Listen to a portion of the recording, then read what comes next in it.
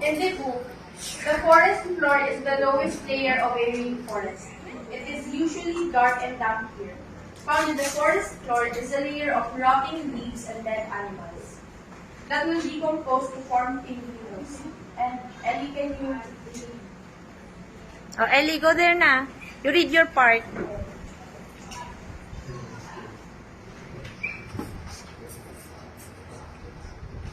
Dito ka.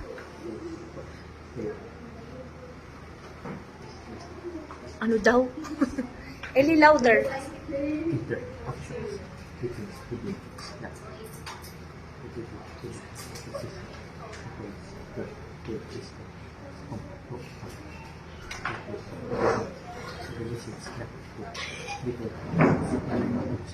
Okay, thank you, Ellie.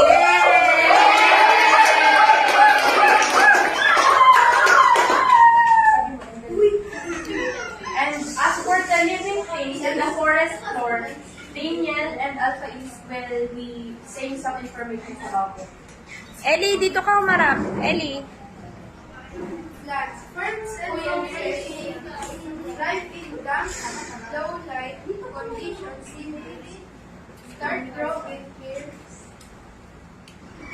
For reaching the upper layers, fungi are very important and help decompose organic matters.